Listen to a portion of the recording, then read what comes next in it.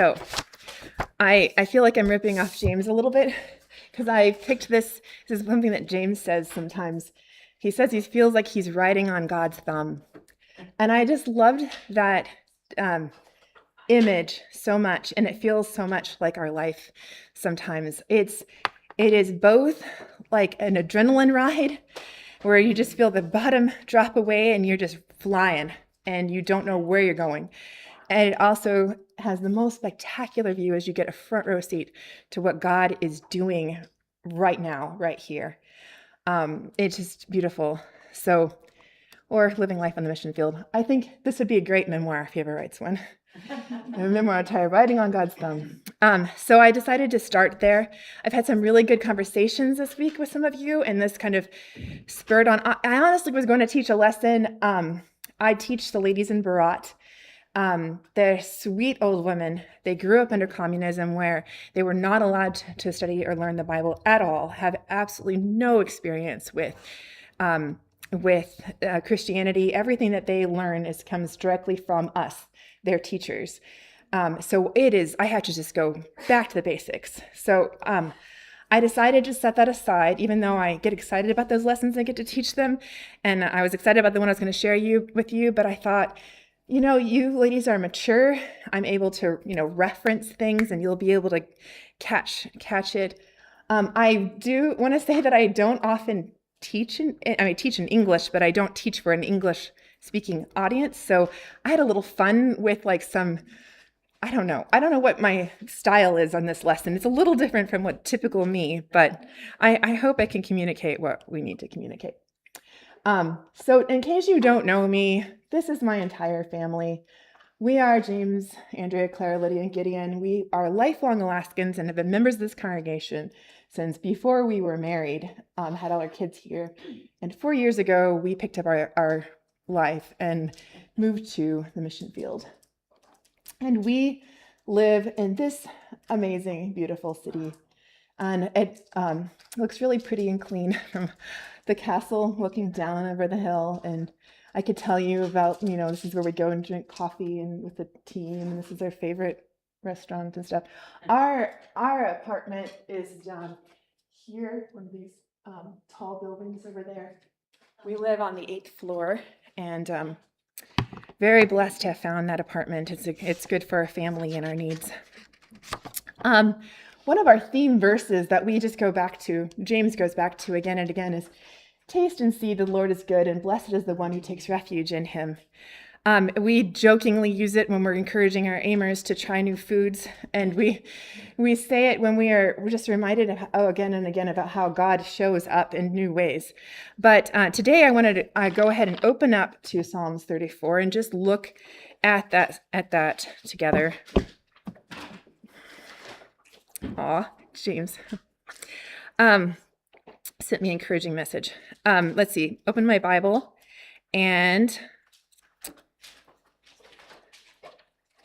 let's see. Psalm 34.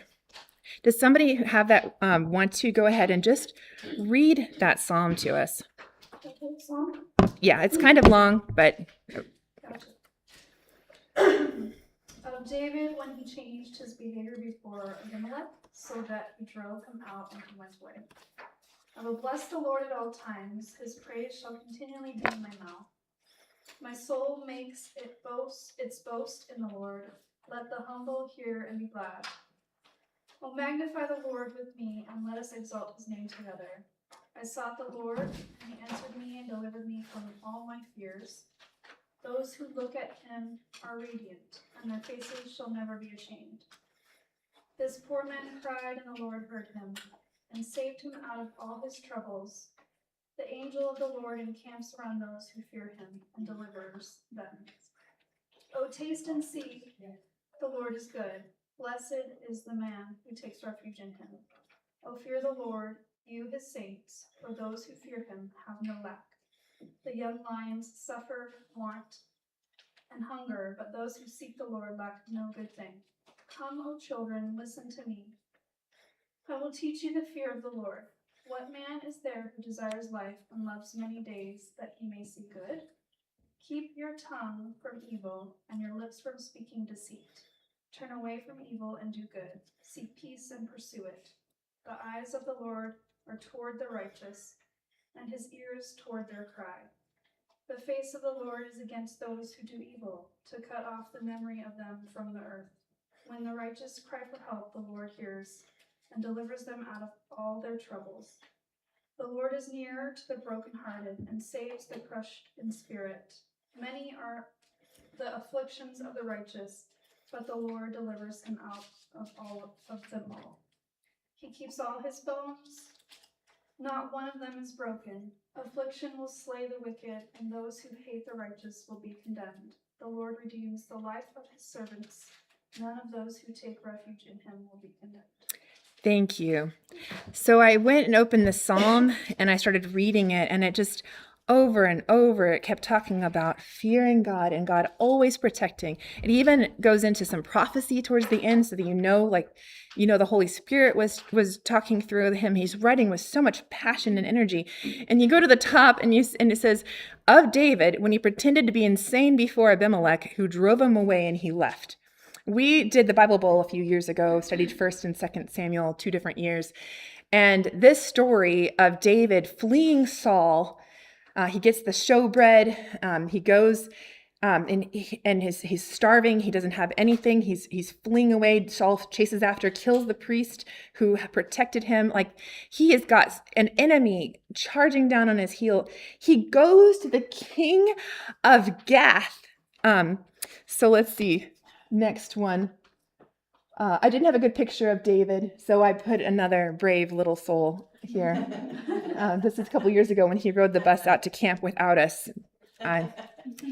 So Samuel 21, 10 through 15.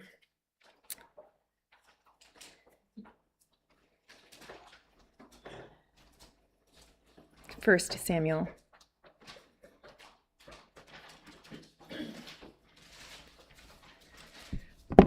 Then that day, David fled from Saul and went to Achish, king of Gath. So I had to stop. Why does one say Abimelech and one say Achish? And it turns out Abimelech means like son of the king.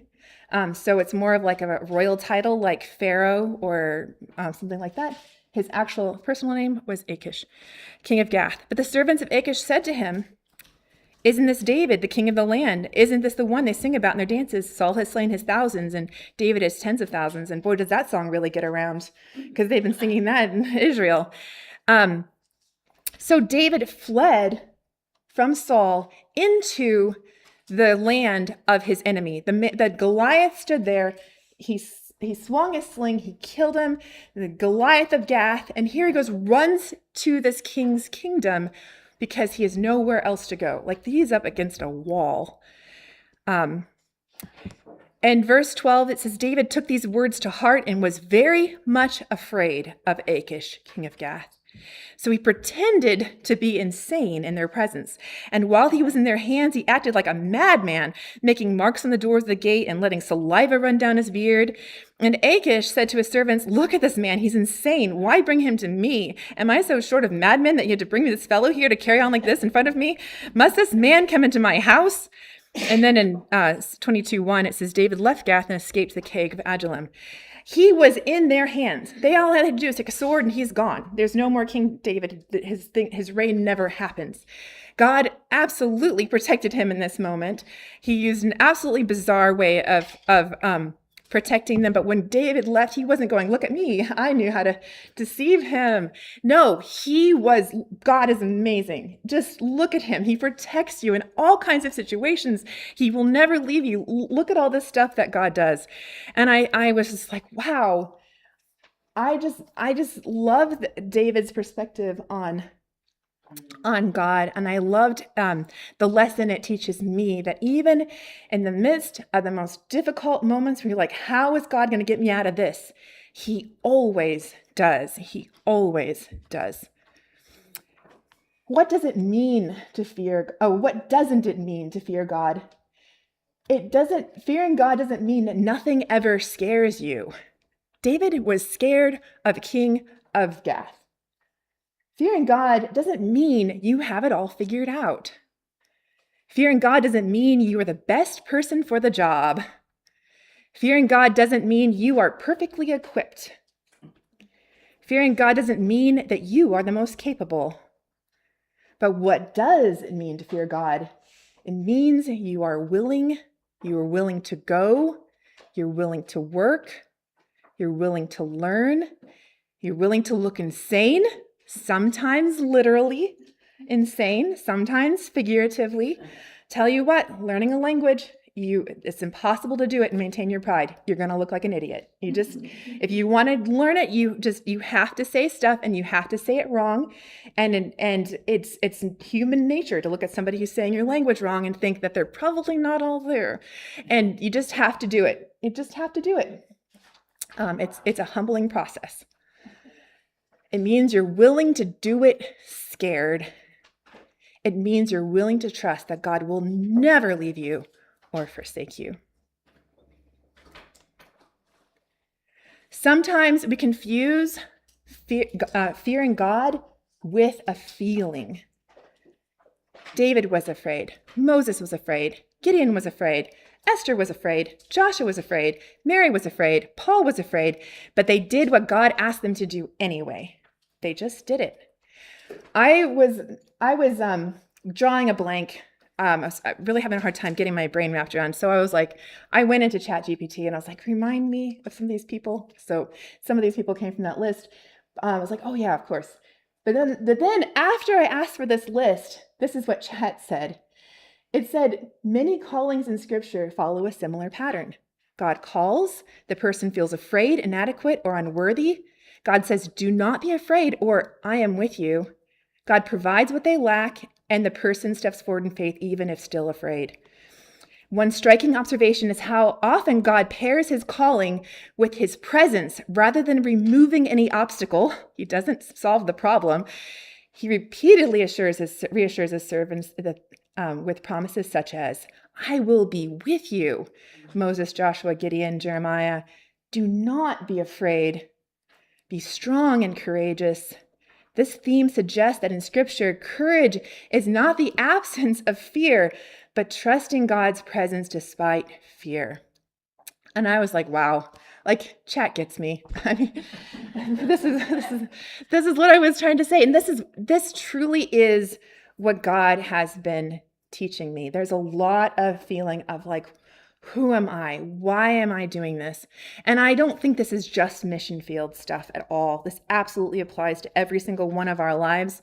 And the thing that you are called to do, you don't always feel perfectly, you never feel perfectly equipped or ready or you're capable. And maybe if you do feel perfectly equipped, ready, and capable, then maybe you're ready for something else, to step, one step further, because God is constantly calling us to the place where we have nothing but to trust him. We have to just trust him that he's the one who's got it. Some of the dangers of equating fearing God with a feeling are, if we think fearing God means we have perfect confidence, we may never see the faith that God is building in us. So you're not always going to feel that, oh, I've got this, when you step out to do that thing. But then you watch as God is building that faith in you. If we think fearing God means that we are never anxious, we may continually beat ourselves up for physiological responses to danger or perceived danger. It is in our brain that when we see danger coming, we have a physiological response. Our heart rate goes up, our palms might sweat, our minds might race. This is something that happens physiologically, physically, and that translates to our brain as something's wrong. We need to be thinking what's happening. This does not mean there's no faith. I am 100% positive David was feeling this anxiety standing in front of Gath, the king of Gath. I'm absolutely positive. But he didn't confuse anxiety with not fearing the Lord. If we think that fearing God means we feel strong and courageous, we may never take that first shaky step that leads to the growth and more capacity. And I just want to encourage you, if there's something in your life, do it scared. Look for what God is calling you to and step forward and do that thing that scares you, because that is where you grow so much in seeing God work. So what does it mean to ride on God's thumb? So I'm going to share with you some pictures and this was an incredibly encouraging thing to put together. I got to go back and look through all of these pictures of our life and just watch one after another of ways that God has been working, and we've seen growth, and so I was like, wow, I'm so glad I took the time to do this. I can just give you a few minutes. Oh, we're doing pretty good on time. So let's see. So riding on God's thumb, the reason he uses that term is you get to see God's work real close. Sometimes, so this is a congregation of Roma kids up near Tirana in a place called Fushkria. And there's a little congregation there because a woman who has a heart for the Roma people, who are the Romani, or traditionally used to be called gypsies, but that's not a term we use anymore. It's a group of people that are pushed to the outskirts of every community in Europe. They live in just ramshackle, burned down houses, or houses they put together made out of scraps of whatever. They usually stick together, and then they will train their children to go beg. And they often have a very hard time getting a real job if they wanted one. And so they have this whole thing worked out where they might go and collect recycling and turn it in for cash, or they really have a strong begging culture. So they are not well liked by Albanians, but also like people in Europe overall. It's really the biggest. It's a pretty big issue. So this woman has a heart for these kids. Now they are very embedded in their culture. It's a different culture than Albanian culture, and it's very hard to reach these kids because of the way that they're taught and trained. But she went to this community and started teaching these kids, and they started coming out of the woodwork. And they were like, "Can we have a church too?"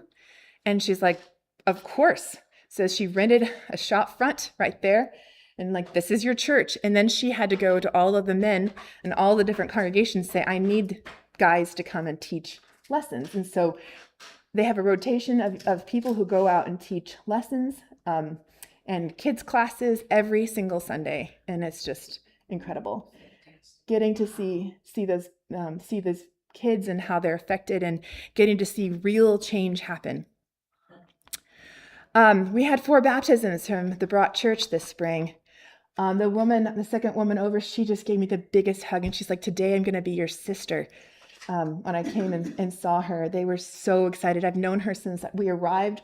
She has a grown daughter with Down syndrome, and her daughter was baptized a couple of years ago, but she still hadn't been, but she comes every Sunday, and she finally decided to become a Christian.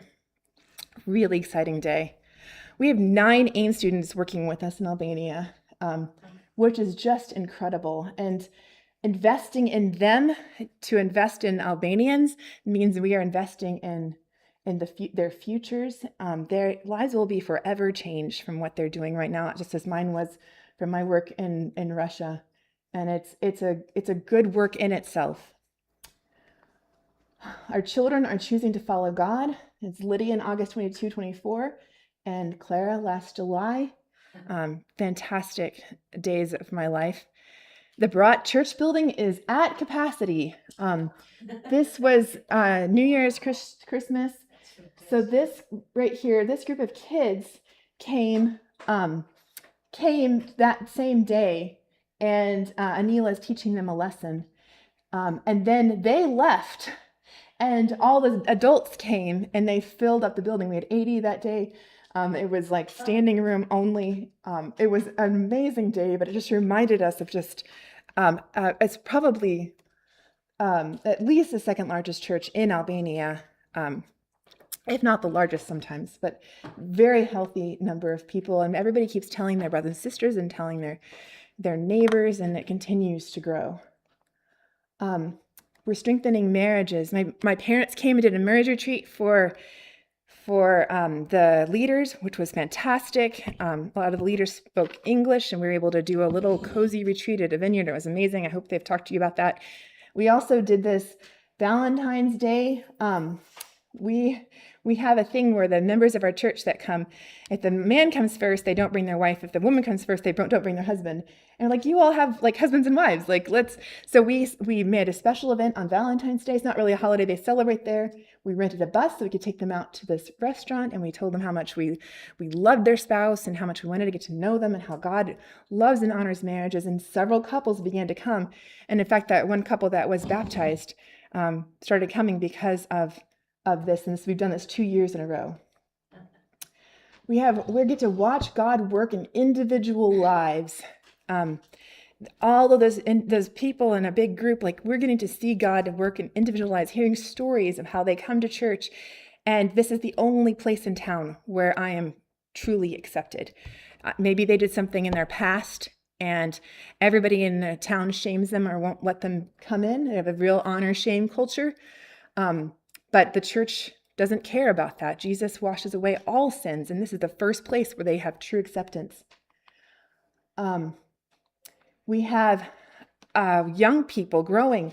So this over here is not a great picture of her. She's in some other pictures too.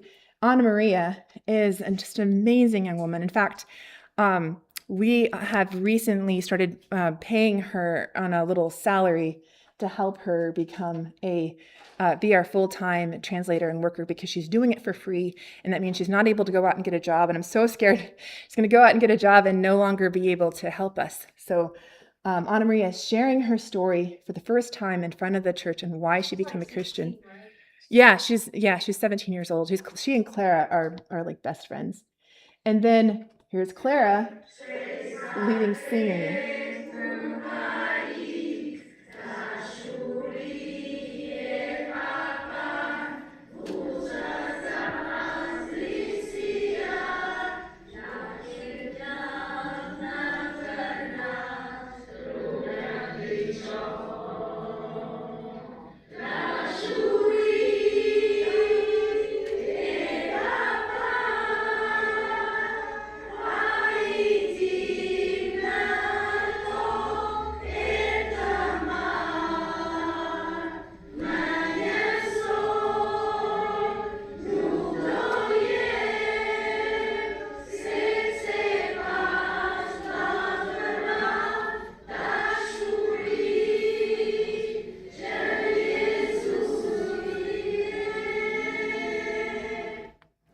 Anyway, it does something for me as a mother to watch her grow into these roles. And as soon as she was baptized, she's like, "Mom, can I lead singing for the next ladies' day?" And I'm like, "Yeah, you can." So it's great. It's great to see have these opportunities. We also have a girls group, which meets every Monday, and that's been going really well too. And my goal is for every girl in that group to have an opportunity to teach. And we're slowly working our way there as they get more and more confident.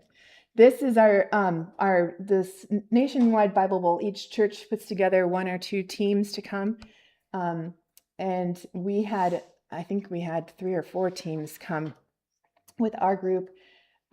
Anyway, they're doing the test in Albanian. Bless them, they're doing their best. The phones are purely translation, as it's a tough test. Anyway, it's been really cool to see diving deeper. This year is Ezra, Nehemiah, and Esther. I'm really excited. When we go back, we're going to study really hard for that, and that'll be at the beginning of September. And I could go on and tell you about just so many amazing things. 5 minutes fast, so. It is 5 minutes fast. No wonder. Oh, okay. All right, well, good, because I put a couple stories on here, and I was like, I'm just not going to have time for these stories, so we've got some more things here.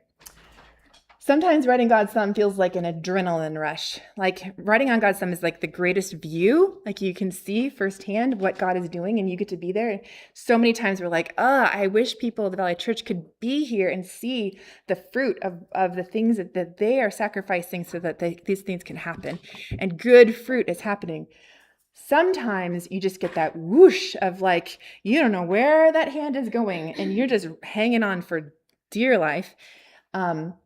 And I know that many people in this room have had that moment where the bottom drops out of your world and you're just like, I don't know where this is going to go. And you feel your heart racing and your blood is pounding in your ears. And you're just like, what's going to happen now? I have no idea. And I just wanted to remind you that God knows what we need. He knows that we need shelter. He knows that we need food. He knows that we need rest. God knows that we need better than what we know. God knows what we need before we know.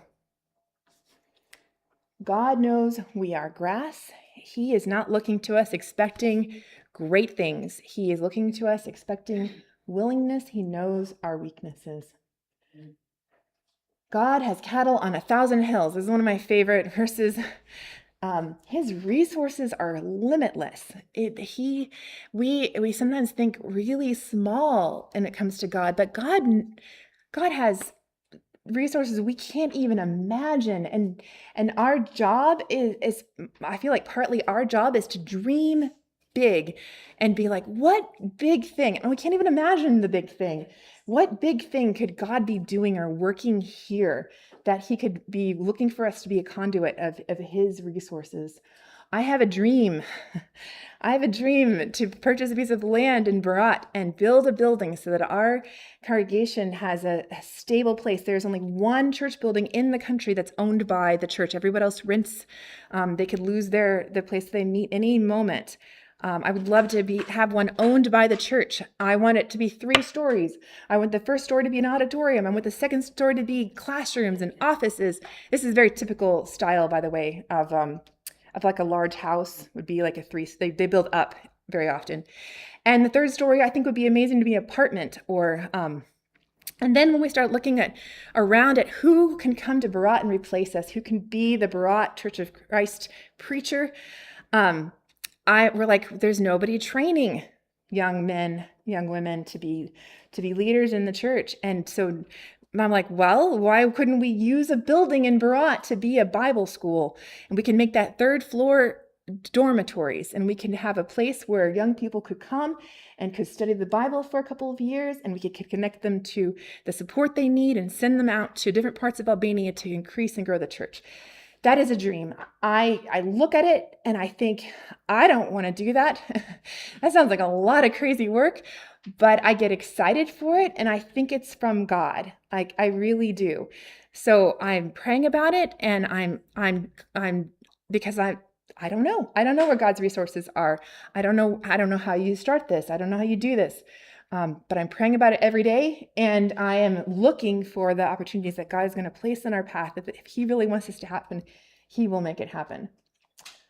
God has an army of people who are willing to say yes to him, and they might become in the most surprising places. And I have a story for you in just a minute.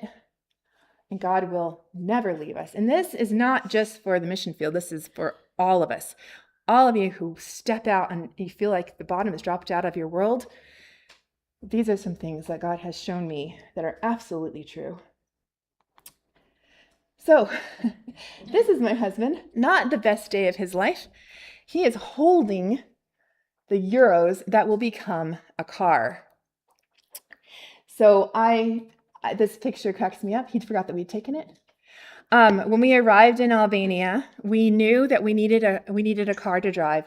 The public transportation is not very good there, and basically we would be isolating ourselves in the middle of nowhere if we didn't get a vehicle. So we talked to some church members, and they're like, yeah, just go to Germany, buy a used car there, no big deal. Well, it was a big deal. We bought one-way tickets into a country we were unfamiliar with. We struggled in every direction. We needed a car that could hold 7 passengers. We struggled to get money transferred. We struggled to register the car. They didn't want to give it to us without a German address. Once we got it, they were like, you've got 4 days to get into the country of Albania, or else the car could be impounded and you could not, get it out. There were just so many complications. But we were in the middle. we're in the middle of that. First of all, we showed up at a couple's door, never met them before in our life, knocked on their door, and we said, "Hi, we're the Smith family. We're here to live with you until we find a car to leave this country." And bless their hearts, they absolutely did. The Mosleys gave us one of their cars to drive. Well, we found out very quickly that we couldn't just go on base and find a used car sitting there that we could buy from an American with kind of an easier bank trade. We had to actually go into the country of Germany, and each car was individual. So we'd had to drive to that individual spot and see a car. And in the middle of that, James is getting, his stress level is just getting higher and higher and higher. And we're having trouble sleeping. And day one in this house, we used up all their internet. And so everything, we're trying to watch videos because we know nothing about European cars. And it's just like taking forever just to load a little thing to teach us the names of the cars. And it was a whole thing. And James decided that he was going to put in, he's like, I'm not approaching this with faith. He's like, I need to go into the rubric of the used car website, and I need to just put in exactly what I want. I want an automatic so my wife can drive it easily. I want this brand that we know is reliable and people have told us to look for. And I want this style, and I want it to have these number of miles. And he just put his whole rubric in. One car pops up, and he's like, God has answered our prayer. He messages the guy, "Can we come and meet you and see this car?" And he was like, sure, tomorrow. And like, that's great, in this city. And like, this is great. There's another car we want to see. We're going to go there anyway. No big deal. So we're driving out there, and we stopped to grab, what was it? We're driving out there, and I get a message. James like, "Could you check the message on the phone?" And he's like, "So what are you doing in Albania?" And we're like, "Oh, we are Americans, but we work with the church there." And he's like, "Really?" He's like, "I'm not sure I feel comfortable selling a car to you." And we're like, "Well, we have cash. Like, we're going to just pay cash." And he's like, I'm not so sure that this is a good idea. I don't think you should come over. Like, goodbye, the end. And I remember this is kind of happening as we show up to see the first car. And I remember standing on the doorstep, and James looks at me, and I didn't realize that he had this deal with God where he had been like, "God, I'm going to give you exactly what I want, and you're going to help me, and I trust you." I didn't realize this was going on in his heart. And I was like, "Oh, no, well, at least I won't waste our time. I'm just ready to the next thing." And he was gutted. Like, this was going to be our salvation. This is going to get us out of this mess. Let us start finishing up this process. The door opens, and the smiling man in a Brazilian jersey is there. And he's like, "Hello." And like, he's not German. He's from Brazil. And he's like, "Come on, I'll show you the car." And so he's walking into the garage, and he's like, "So why are you in Albania?" And we're just like, here we go. And we're like, "Well, we work with the church there." And he stops in his tracks, and he turns around. He says, "You do?" He's like, "You guys are missionaries?" And he's like, "We love missionaries." He's like, "My parents were missionaries." He's like, we learned later that when their family moved from Brazil to Germany, they gave away their moving bonus to a couple that was building a missionary retreat center. So the missionaries could go there for peace and quiet. They gave it away because they felt that God was telling them to.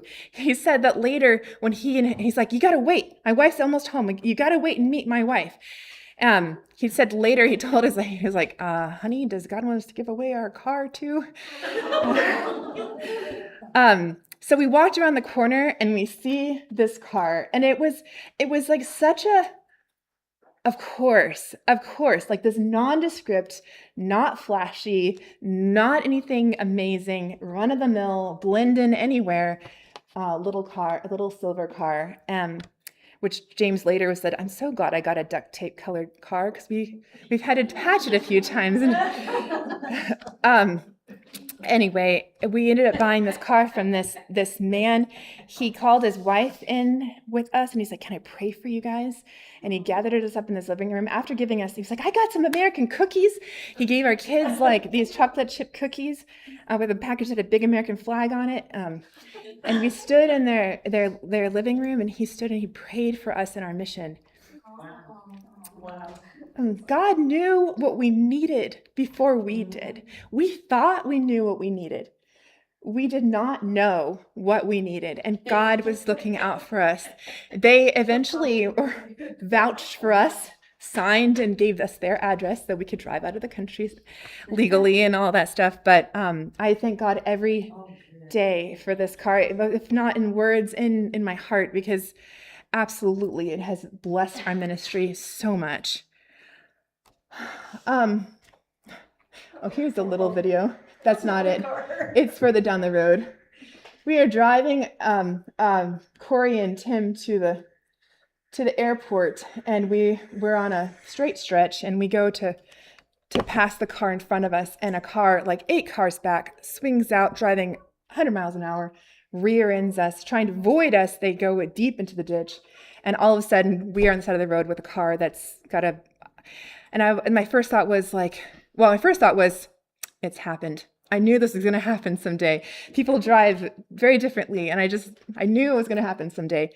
My second thought was like, oh no, now what? Like, we're in the middle of this area. What is going to happen now? I'm going to tell you abbreviatedly. This is the damage to our car. It was like the most perfect damage to not cause problems to the door or to the wheel, or it was amazing. We had 3 preachers in the country. One showed up in a few minutes, picked up our guests, took them to the airport. They didn't even miss their flight. One preacher helped us deal with things officially, so that we didn't have any issues with the police, and it was a no fault. Everyone's at fault thing here. So we weren't responsible for everyone because we're the foreigners. And one guy got our car immediately into a shop and had somebody look under it, make sure that we could safely drive it home so we could get it fixed. And in less than an hour, we had 3 people come to our aid. And I was again reminded that we might feel like we're on the edge of nowhere, like we might feel like we're not supported, but God is there and he's with us. We've needed to upgrade our car. Last time we came, we were raising funds to get a van. And I'm sorry, these are all car stories. God works in a million ways. These are just some huge, obvious ones. Some of them are kind of more nuanced and harder to explain. I will kind of briefly go through this. James had a very hard time getting this car that belonged to our friends in Slovakia out of Slovakia. We did not realize that Slovakia does not play nice with other countries when it comes to insurance and stuff, and we had a very hard time. They had to do a quick run to the border without, making a lot of fuss. Thankfully, the border was only like 15 kilometers away.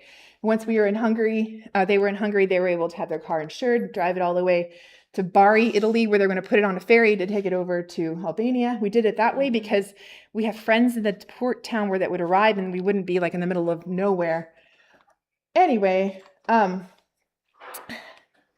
we knew we were going to gift this car to the church. That way we wouldn't have to cover the taxes for it. But it was a bunch of paperwork and stacks of it, and it was always wrong. And we're going through this, and we like hired a guy to help us with it. But we knew like he was going to come into the port.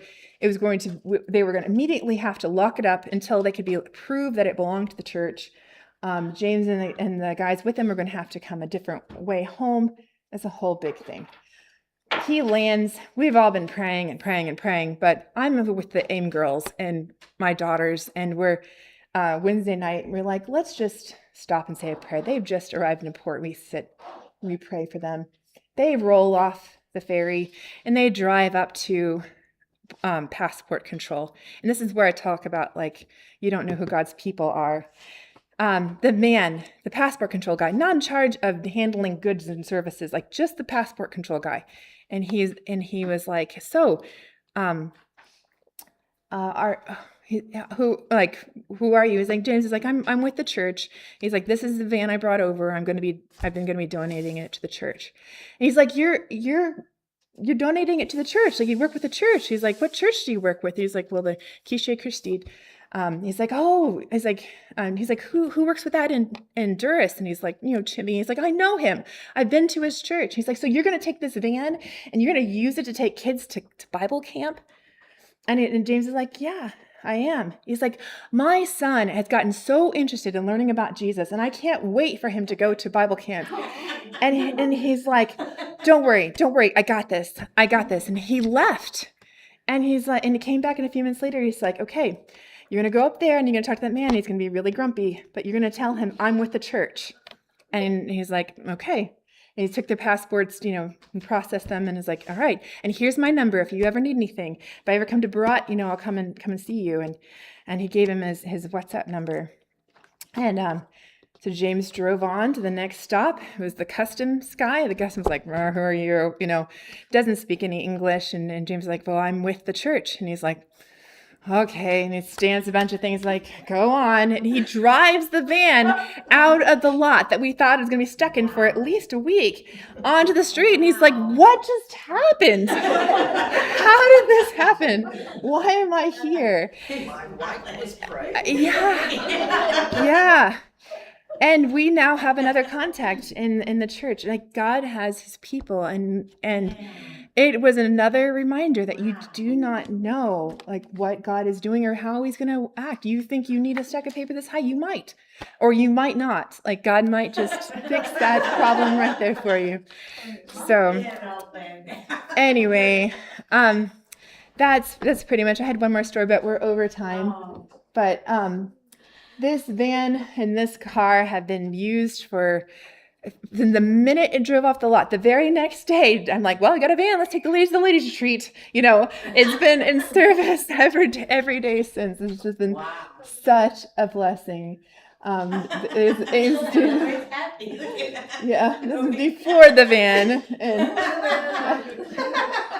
it holds 9 passengers. I sure do wish we could have a 15-passenger van like they do here, but there's restrictions. But anyway, God has just been incredibly faithful. And sometimes I give the van a little pat and just be like, thank you, God. Because these reminders every day, if you're like, is God looking out for us? Is God taking care of us? Is he here with me? And you can see him in these incredible details that just shouldn't be. So. And Falamandarit, thank you all for your time and attention, and thank you all for your support. It means the world to us. I hope you get a sense of some of what God is doing through your sacrifice. I am just so blessed to be supported by you all, and I wish you all could come over and see and get a chance to ride on God's thumb for a little bit and see front hand what God is doing over there. It's just really, really incredible. So thank you all very much. Thank you.